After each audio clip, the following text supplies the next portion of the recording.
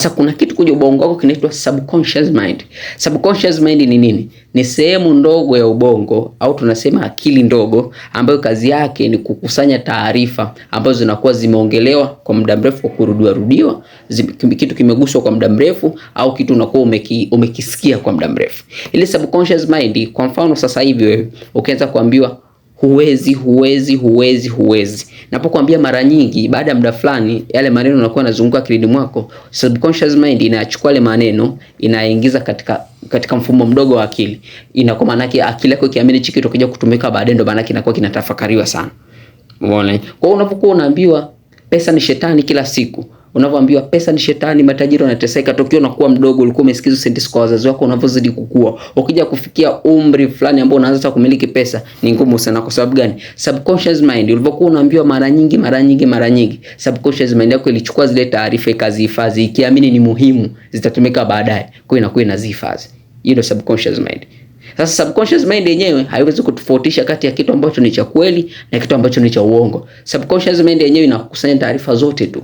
Taarifa yote ukishaiwaza muda mrefu, basi subconscious mind inaichukua. Kwa hiyo ukiambiwa pesa ni shetani, kila mara mama anavyokuambia pesa ni shetani, baada ya muda fulani kupita, ile unakuwa unawaza ile sentence, kweli pesa ni shetani. Mwisho wa siku subconscious mind yako ina capture ile sentence, afu inahifadhi, ikiamini sentence itakuja kutumika baadaye.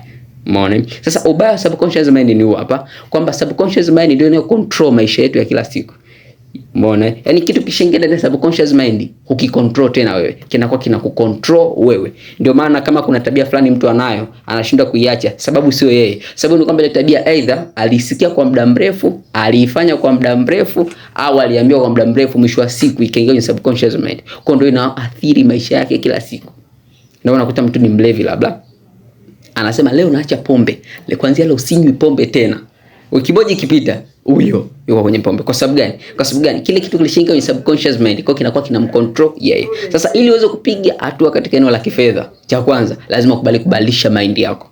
Lazima ukubali kubadilisha ufahamu wako. Kutoka kuamini pesa ni shetani, ili uwe na pesa lazima utoe kafara. Kutoka kuamini kwamba matajiri waingie mbinguni, utoe zile mentality zote, uzigeuze, uanze kuwaza positive. Ndio unaanza kushika nini? Unaanza kushika pesa. Juzi nilikuwa nimekaa mahali, kuna mtu nikamsikia anaongea na simu, anamwambia mwenzake, "Yaani mimi maskini nikupe wewe hela." Umeona? Mimi maskini nikupe wewe hela. Huyu mtoto wakati alizaliwa akiwa na ufahamu wake mzuri kabisa. Lakini amekulia mahali ambapo amesikia wazazi wake kila siku akimwambia, "Mwanangu, sisi ni maskini, sisi hatuna hela, sisi ni maskini, sisi hatuna hela, pesa ni ngumu."